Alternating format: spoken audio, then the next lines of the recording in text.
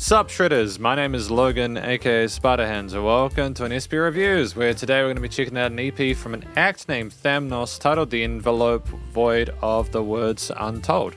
And if we switch over to here, we have ourselves the EP on the screen on Spotify. It is 5 tracks. Before we get into this, I should note, my understanding is that the musician involved, Thamnos, they are the vocalist for Anemia, which is a band that I've recently done some reviews for. So it'd be good to hear more of their stuff, as I did like the way things were sung in those songs. We're going to listen through this EP from start to finish. I'm going to hear what we think. Starting with Preface, my Dearest. Let's go.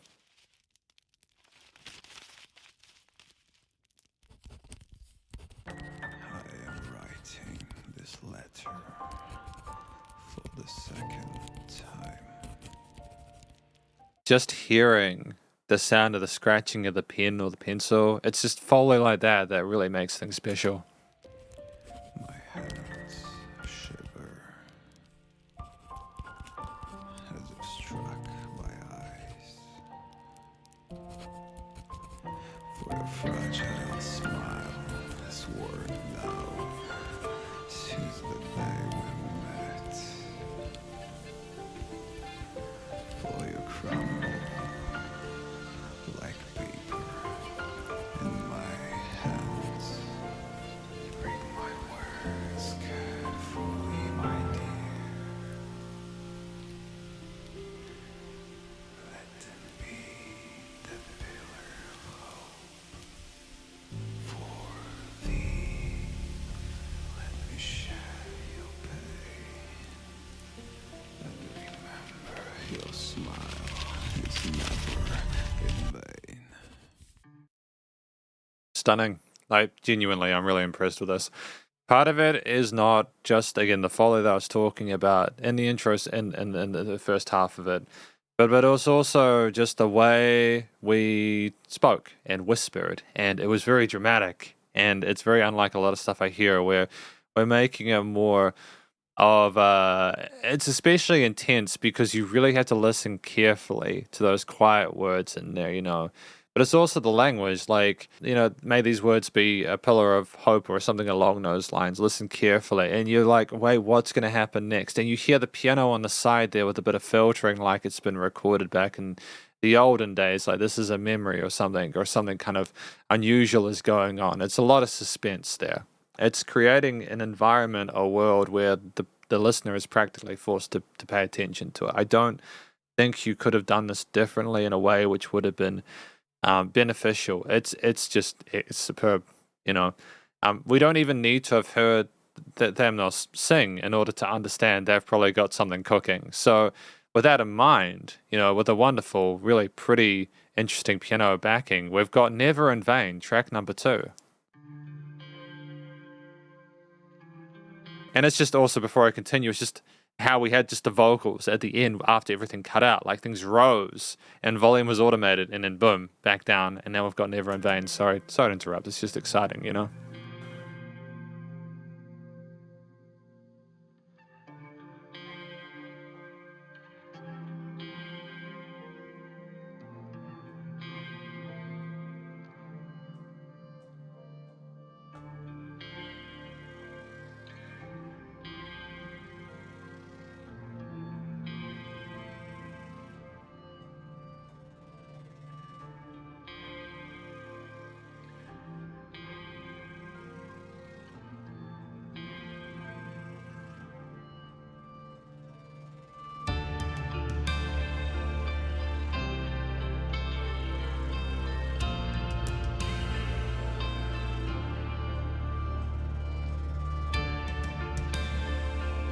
Interesting tone to the drums and guitar lines.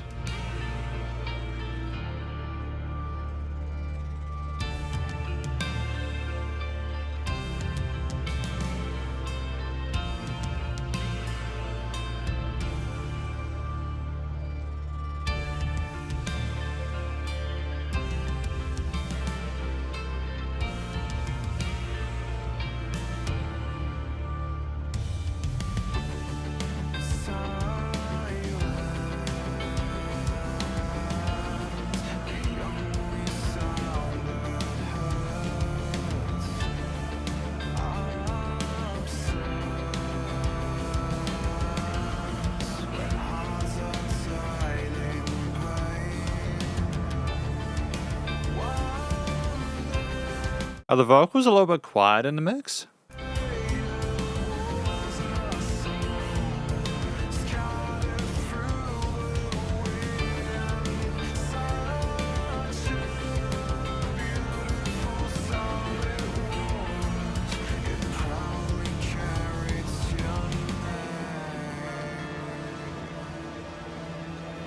Because like I can hear the guitar and bass and drums really clearly. We've got some wonderful arpeggios on those guitar bits there. The tom fills at the start were really intriguing as well, and I like the dynamic range on those.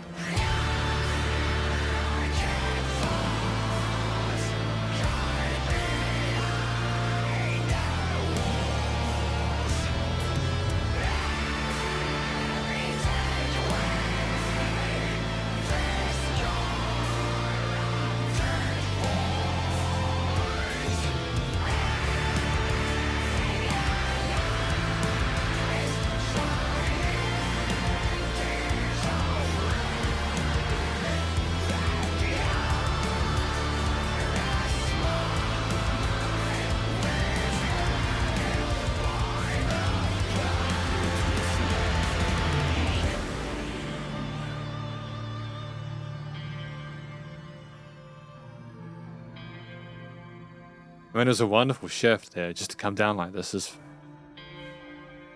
it's elegant.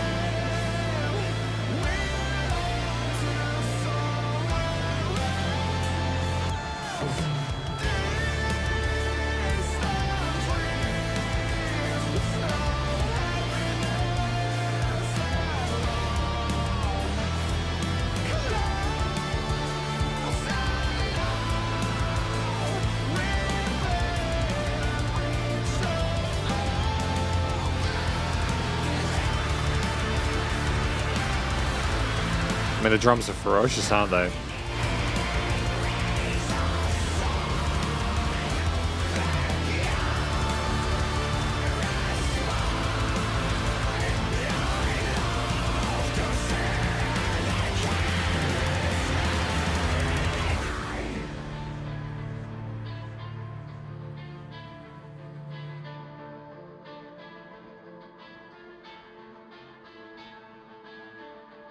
And there's so much production value put into it. I can hear how much love was put into it.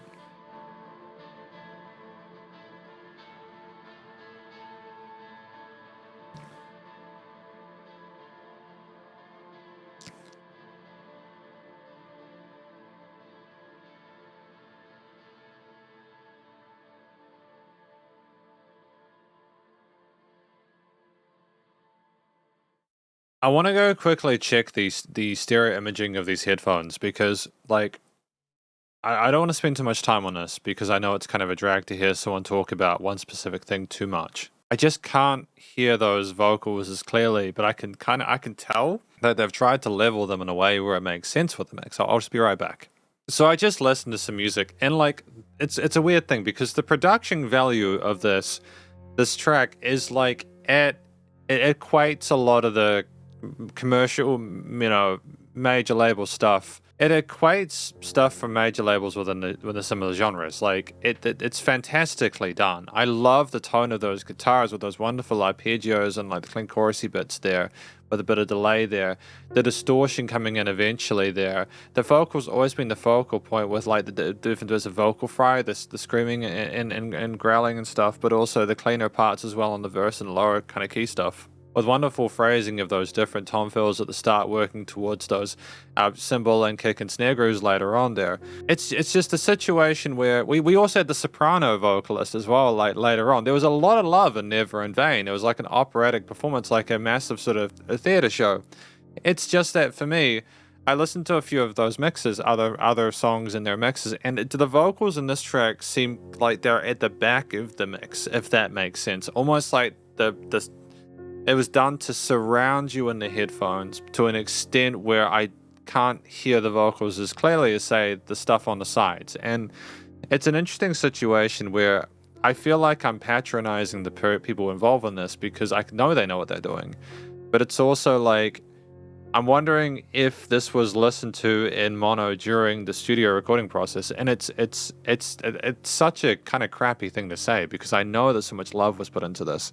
I couldn't hear the words clearly, so I don't necessarily know what this track was about. Like I got parts like "Take My Hand," and I have gotten hearing tests done as well. Like I got pretty good hearing apparently. Like for my age, like it's pretty good. It's just that's my only complaint about it, I suppose, is that I couldn't hear the words clearly, apart from a few sections there.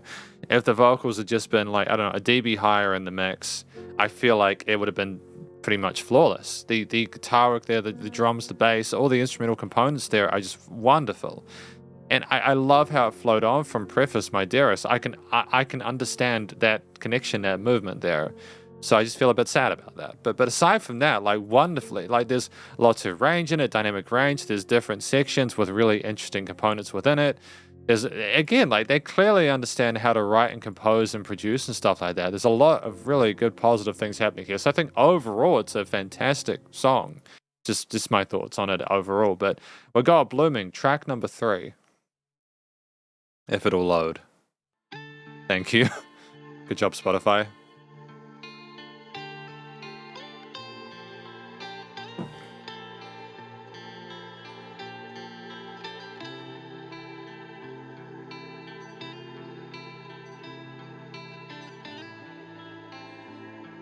There's a wonderful brightness and ambience there with the reverbs, you know?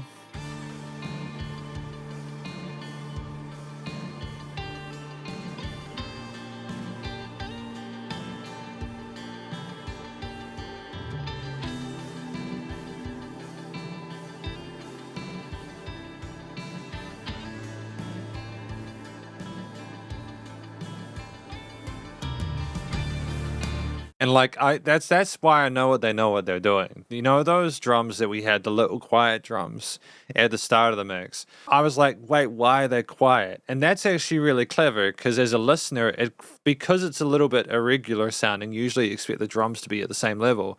It's like, why is it?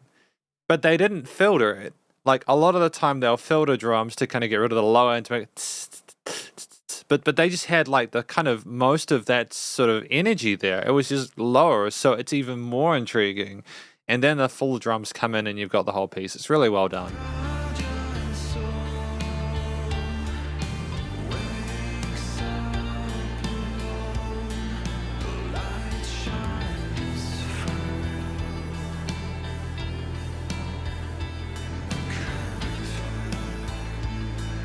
Nice resolving though with the lower vocals, man.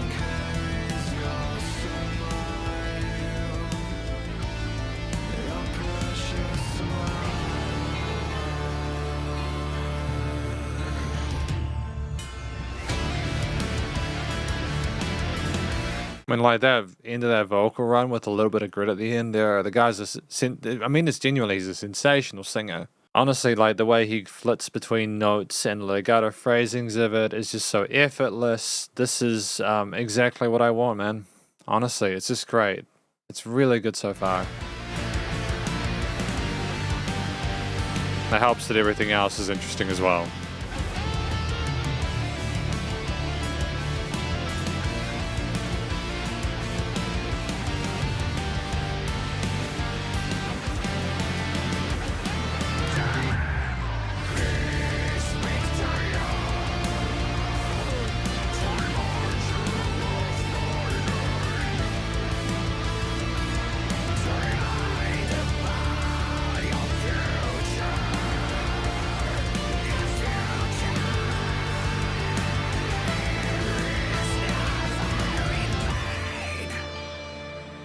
Future is never in pain. So are we trying to avoid this person losing that smile? Is this void that we're in, or are we is the void causing that loss of that happiness or that pain or the loss of the person? Or are we trying to put the person into the void so that they don't have to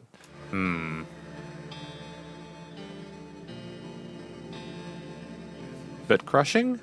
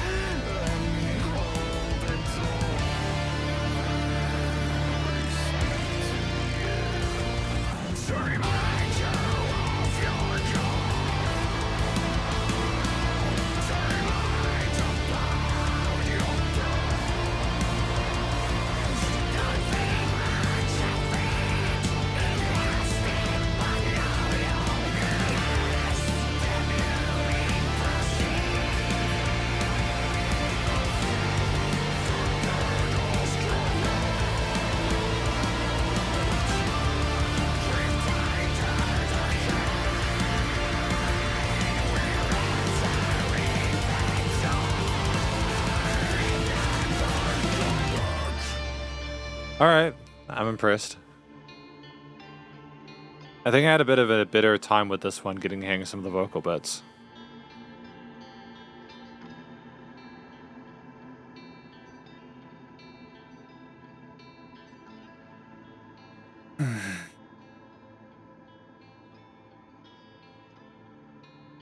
And that, it's not necessarily a fade out, is it?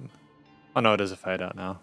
Honestly, that was just really intriguing. That one there, there's a lot to appreciate with Blooming.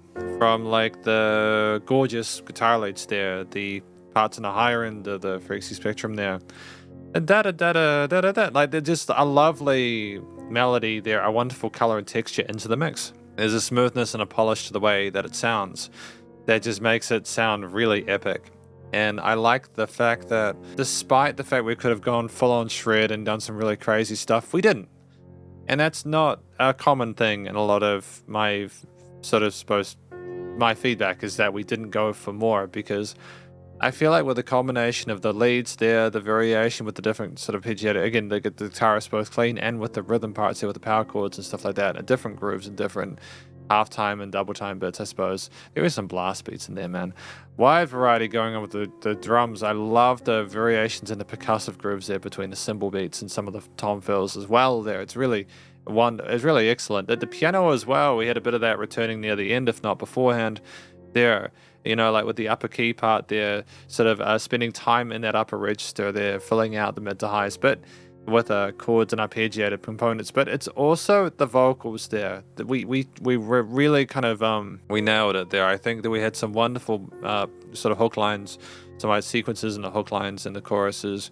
We as a solo vocalist, I mean, we might have had some harmonies at some point, but the fact that we've got a singer in the center field handling that the entire time without needing more is tremendous.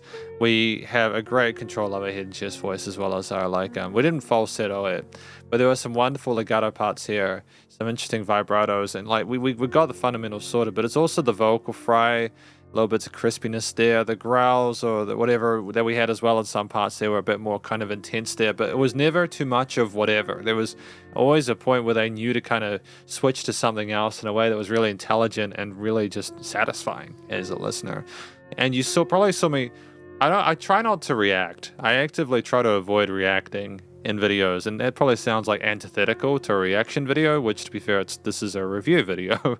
But for me, I couldn't really help but kind of close my eyes and just kind of really concentrate on it because I wanted to.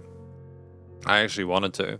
I would happily listen to a track like this without needing to review it, and that's probably one of the highest compliments I can give a track. You know, it's similar to a lot of Nami's stuff, to be fair. But like this song, it's just there's a wonderful it's really mysterious, and I don't really know a lot of what this track was about there. I got a bit more of like trying to like making sure someone doesn't lose their smile and stuff like that, and trying to find their joy at some point. Probably need to listen through it a few more times to get the lyrics through. And but either way, it's just, aside from my comments about the vocal levels initially, which still I think are present here, it's otherwise a wonderful EP. It's definitely commercial grade.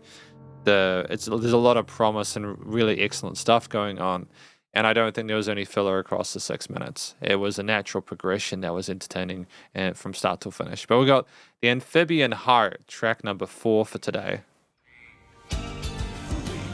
There was some frogs. I like that.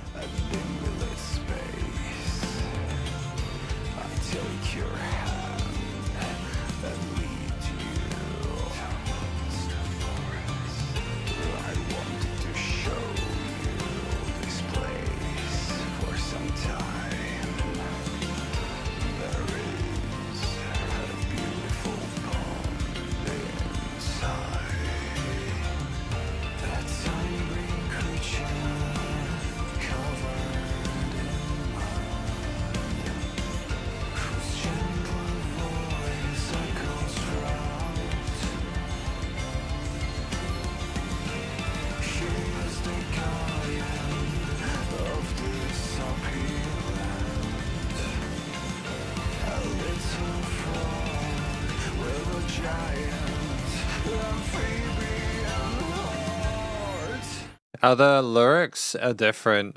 Sorry, not lyrics. Are the drums a different volume here? I feel like they're a different volume than they were earlier. And when the blast beats came in just before, that was something I would have associated with the more intense version. Like I think in the previous track we had drums like quieter, and then they came in a bit louder. Is this like a sub blast beat?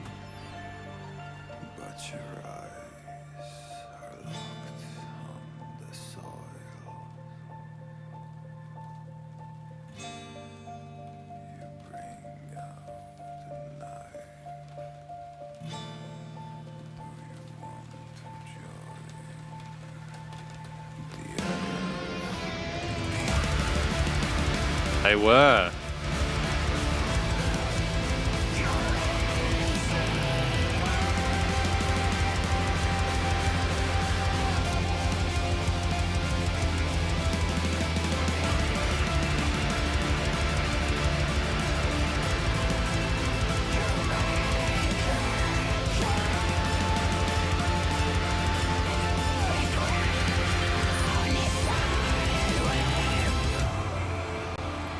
I mean, that was wonderful.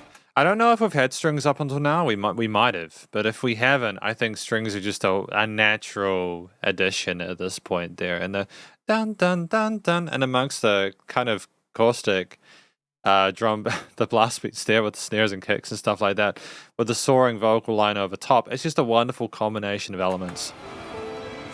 And coming back down immediately.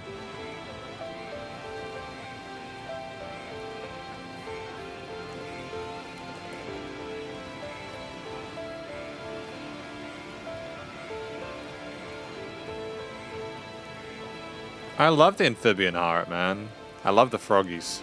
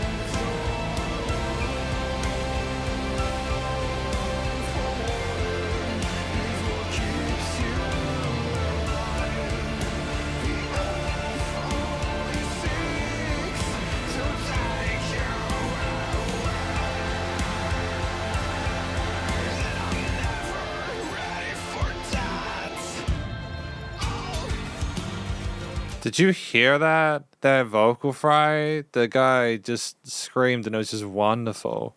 It was so satisfying. There are not a lot of singers who can do that.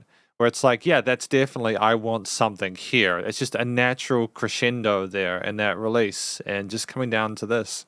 It's like, what's gonna happen next?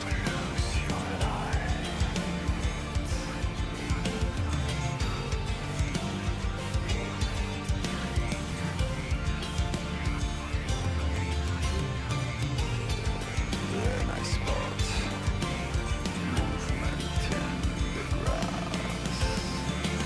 A little amphibian tries to speak to us. She embraced the ambiguous life. He proclaims that your time is now. He declares that you are just like him, neither dead nor alive. The amphibian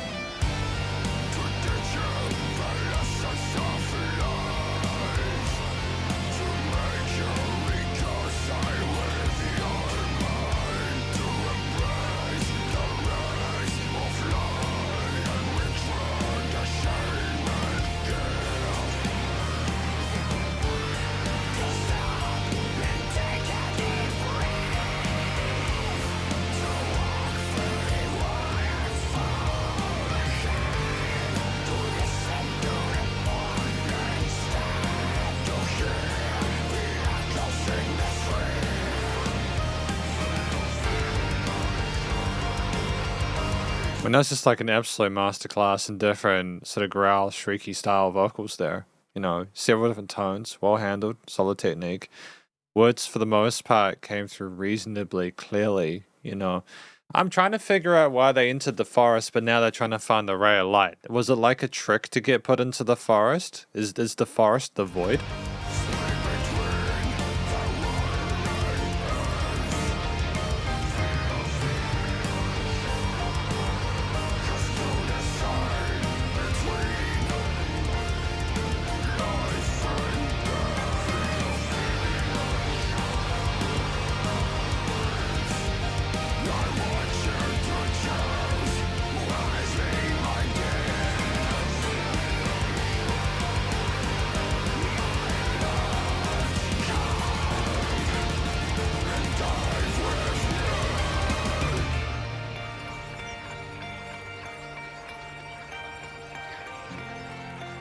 And a music box to finish it off.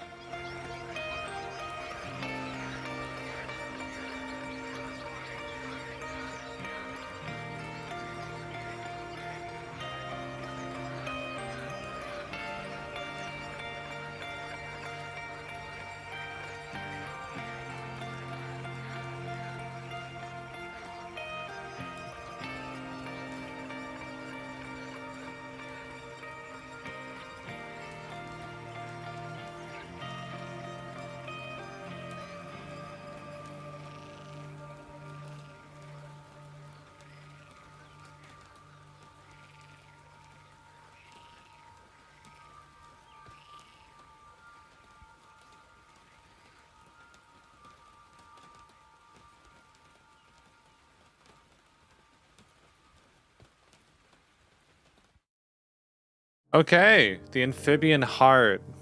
I think that it was a continued sort of tremendous display of our capabilities across the board with the different drum, guitar, and bass parts. These strings were a wonderful addition in that later stage there, or at least around the 2 minute mark there. I don't think we've had strings so far in this EP, and I think it was great to have them there as a new texture for listeners to be able to enjoy. And they suited the gravity of the mood there. I think again we showed a firm understanding of vocal control and performance there.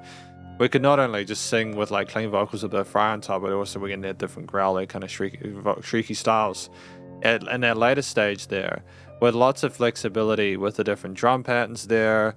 The sublayering of the drums with the different blast beat accounts was kind of fascinating as well, just in terms of structuring the song. I'll be honest, I'm not sure what the track is about, even though I did hear some of the parts clearly. Like talking about going into the forest, and then is it like a turn where we talk about trying to find like the ray of light to get out of that? Was it a trick to be put into the forest? And later on, do we go into the forest to finally just... There was something at the end where he said something with me, and I didn't quite catch what that was. So I assume that is the conclusion there. That is the end of the journey that they get to, where maybe they got led into the forest, and eventually they just end up together, and there was no way of avoiding it potentially. There's stuff that's being discussed in here again that I'm curious about. The track, this EP has done nothing but made me curious, and I think that with the level of ambiguity with the vocal parts I have heard, it's almost like, I think even if I got the words clearly, to be fair, I'd still probably have questions about it. I think that's that's fine. But yeah, we had a really great, it was just a really solid performance here. It's a 7-minute track. You can't usually get away with 7-minute tracks, but Thamnos can. They can just write really well. The layering, again, different sections segmented neatly, very clear to understand, but with seamless transitions there. There was use of Foley with like the frog sounds and everything like that, which makes sense for the Amphibian Heart part. And then later on, you've got like, again, like this kind of like weird kind of jungle sort of audioscape going on there at the end with interesting sort of twinkly synthetic sounds or kind of throughout. It's fascinating. Yeah. And again, the production was tight for the most part. I liked how things surrounded me in the headphones there. It was a very immersive experience, I've got very little to say, out of... I really enjoyed my time with this EP so far for the most part. We've got Postscript, I Shall Find You Always.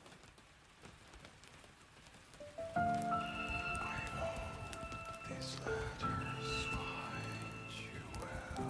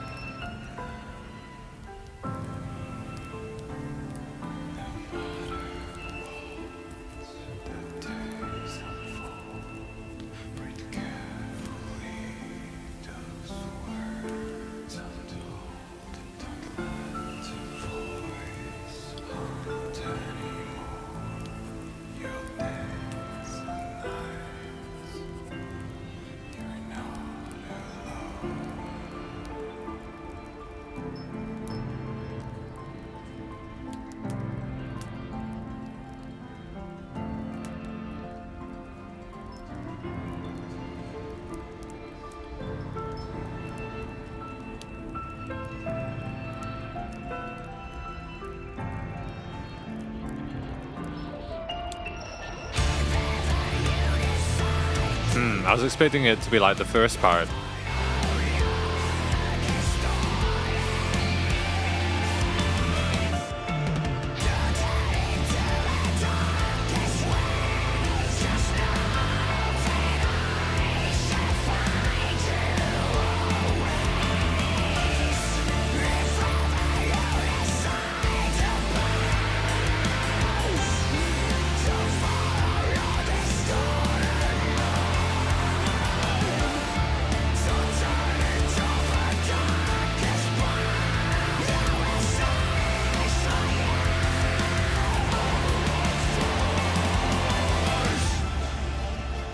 I mean, this is a wonderful contrast to the first part with the pencil fall and everything like that, and the guy kind of whispering and stuff like that.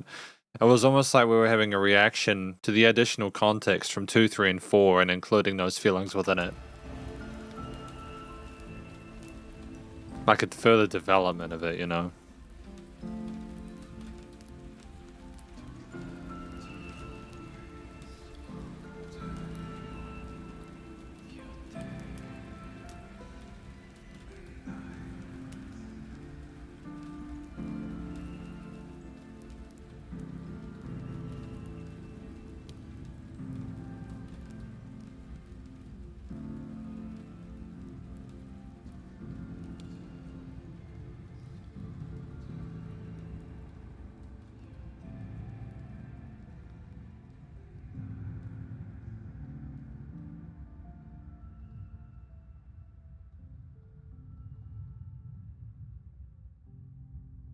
So I think that was another thoroughly competent instrumental performance there. As a postscript, it makes sense. You know, I suppose we're trying to finalize some of the things we discussed both in the preface and the tracks 2 to 4.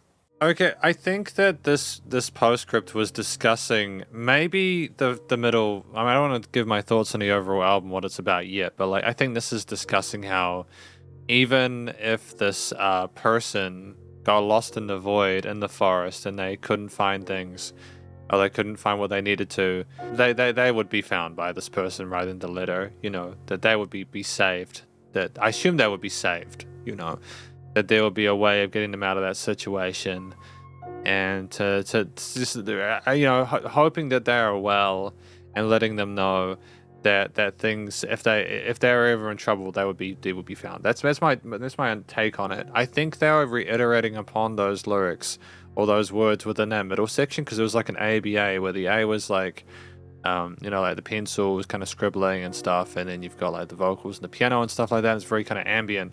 Then you have the guitar, bass, drums with the kind of brash, kind of scream and growl vocals, and then you come back down after that to the outro, going back again to the story, the letter being written and everything like that, and then you fade out, and it's basically the EP.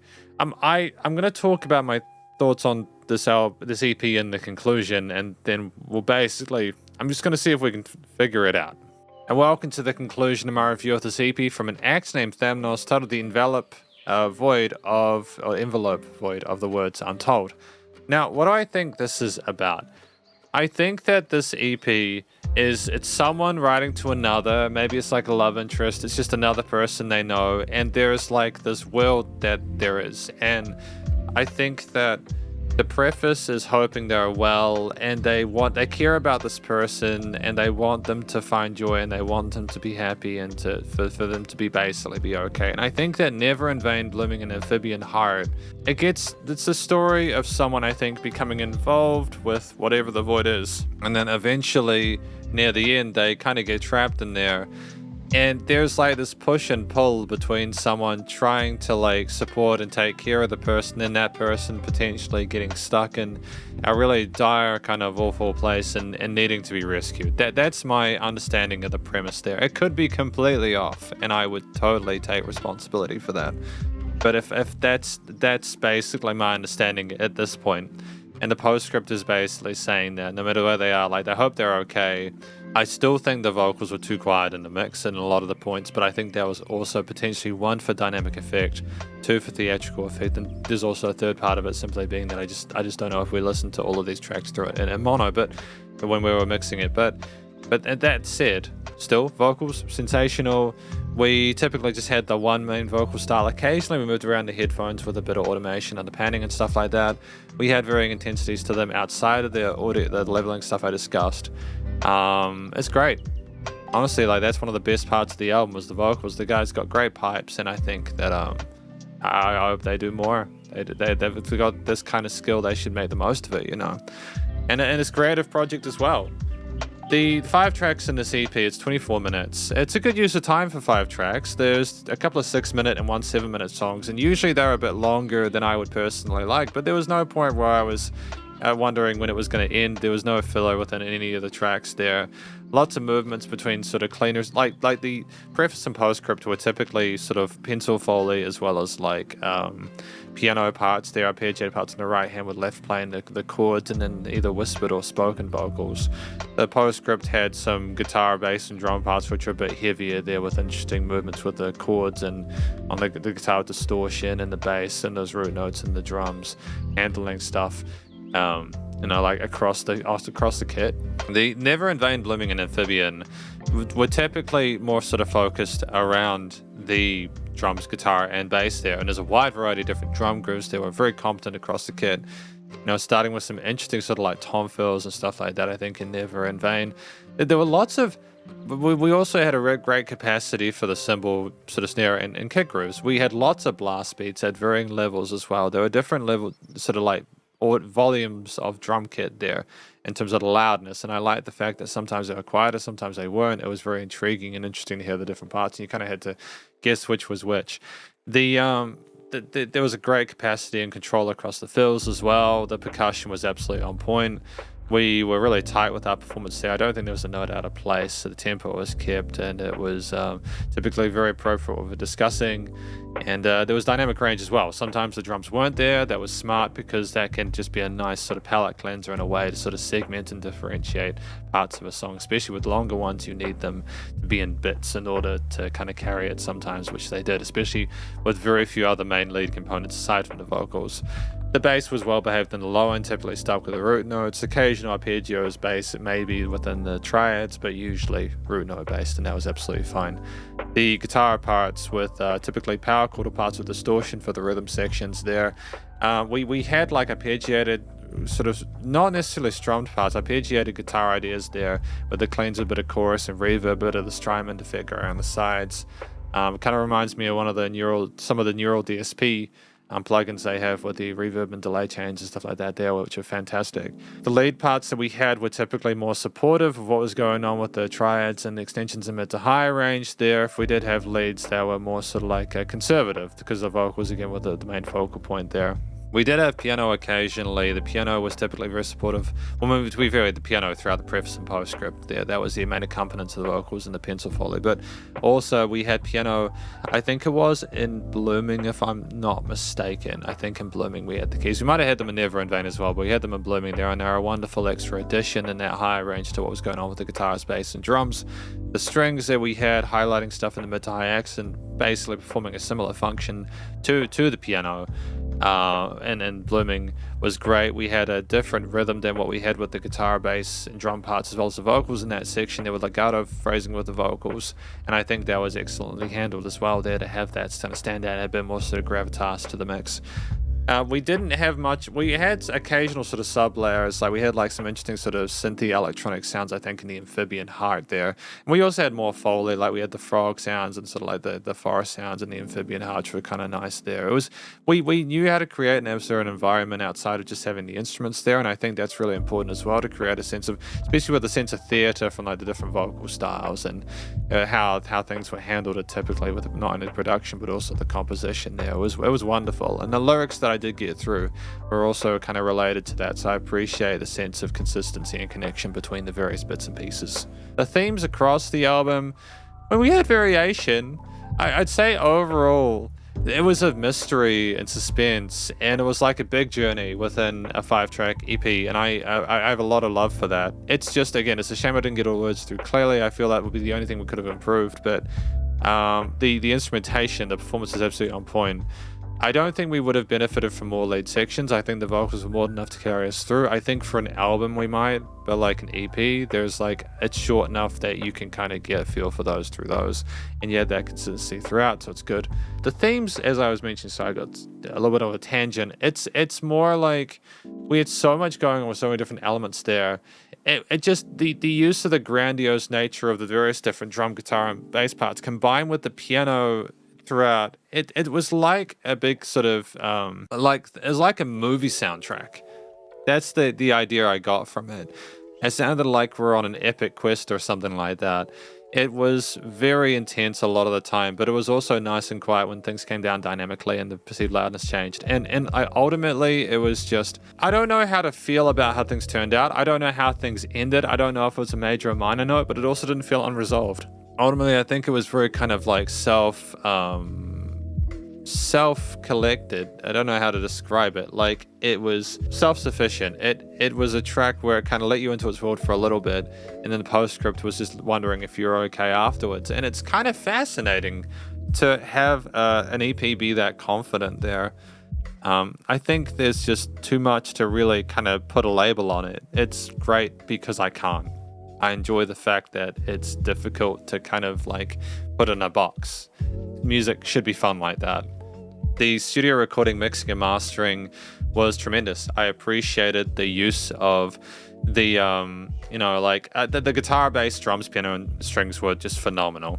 Again, I've spoken about the leveling. The vocals could have been like a dB higher in the mix overall, probably. But aside from that, wonderfully sort of centered around stereo field there. And we clearly knew how to mix because, like, for the most part, stuff was just so, like, structured and there were no weird resonant frequencies. There might have been a little bit of low-end resonance there. I'm wondering if that could have potentially been the thing. We might have lowered the vocals because there was a bit of low-end resonance there and we were trying to sort of keep the loudness up. But aside from that, it's like tricky because also you might have been using the proximity effect for the vocals. You know what I mean? Like, for, like, the logo, that kind of stuff. I'm not sure. It's just... typically leveling was great, things are nice and wide in stereo field, and there was dynamic range, the great use of Foley alongside the vocal effects. Sometimes the vocal effects, there was a bit of bit crushing there where things got kind of got a little bit kind of distorted sounding, which was kind of dope there. The vocals kind of went to the sides there, a little bit of mystery behind that. There was automation of the vocals at the end of like Press and Dearest, then we had the vocals just be by themselves. There was a lot of fun tricks put in there. We clearly understand our production is what I'm trying to say there. So that's why I'm not unhappy with the overall production. It is commercial grade. It sounds like really well handled. It's nice now without pumping, so the bus compression limiting is handled. I mean, effectively, this is my review of this EP from an act named Thamnos, titled The Envelope Void of the Words Untold, and hopefully you enjoyed it. If you did, please do go check them out via their various social medias and Spotify page, and stay cool, stay safe, and please remember to support your local musicians and artists at this point in time, as either help more than ever with all the crazy stuff going on in the world, and I'll catch you in the next review. Spiderhands out.